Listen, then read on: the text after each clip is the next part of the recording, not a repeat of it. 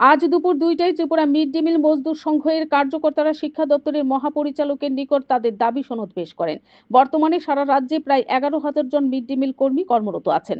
অথচ আজ পর্যন্ত তারা কোনো সময় পূজা গ্রান্ট পাননি, যেখানে কেন্দ্রীয় সরকারের অধীন অন্যান্য স্কিম কর্মীরা নিয়মিতভাবেই উৎসব ভাতা পেয়ে আসছেন। আজকের আলোচনার মূল প্রাধান্য ছিল খুব দ্রুত মিড ডে মিল কর্মীদের জন্য ফেস্টিভ্যাল গ্রান্ট অনুমোদন করা। মহাপরিচালক ইতিবাচক মনোভাব প্রকাশ করে আশ্বাস দেন যে আগামী ২ কর্মদিবসের মধ্যেই এই সংক্রান্ত ফাইল প্রস্তাব আকারে প্রেরণ করা হবে। ভারতীয় মজদুর সংঘ সর্বদাই সরকার ও নিয়োগকর্তা পক্ষের সঙ্গে আলোচনার মাধ্যমে সমস্যা সমাধানে এগিয়ে নিয়ে যায়। কারণ ভারতীয় মজদুর সংঘ কর্মসংস্কৃতিতে বিশ্বাসী। দাবি সনদ পেশের সময় মিড ডে মিল প্রভারী ও ভারতীয় মজদুর সংঘ কেন্দ্রীয় কমিটির সদস্যা শ্রীমতী রুমা সাহা জোরালোভাবে উল্লেখ করেন, একজন মিড ডে মিল কর্মীর মাসিক ভাতা মাত্র ২,৫০০ টাকা, যা নিতান্তই অপ্রতুল। জাতীয় মজুরি স্তর একজন শ্রমিকের ন্যূনতম দৈনিক মজুরি ১৩৭ টাকা নির্ধারিত। অথচ মিড ডে মিল কর্মীরা পান মাত্র ৮৩ টাকা ৩৩ পয়সা।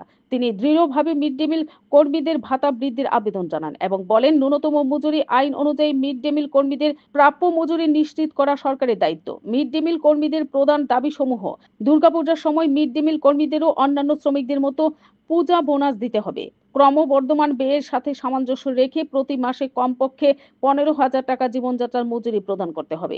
বর্তমানে গ্রীষ্মকালীন ও পূজার ২ মাসে কর্মীরা সম্মানী পান না।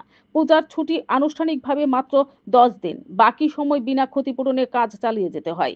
অঙ্গনারী ও আশাকর্মীদের মতো মিড ডে মিল কর্মীদেরও একটি নির্দিষ্ট পোশাক ইউনিফর্ম দিতে হবে, যাতে তাদের কাজের মর্যাদা ও পরিচয় স্পষ্ট হয়।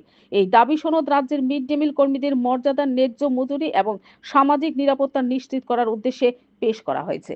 Bureau report, BTV Tripura news. নমস্কার। আজকে আমরা এখানে ভারতের মজদুর সঙ্গে যে ইউনিয়ন অনুমোদিত ত্রিপুরা মিড ডে মিল মজদুর সংঘ, ওদের তরফ থেকে আমরা এখানে এসেছি শ্রদ্ধেয় ডিরেক্টর স্যারের সঙ্গে দেখা করতে। আমাদের আলোচনার প্রথম যে প্রায়োরিটি সেটা আছে, আজ অবধি মিড ডে মিল যে ওয়ার্কার আছে সারা রাজ্যে, ওনারা কখনো পূজা গ্র্যান্ট কিছু পাননি।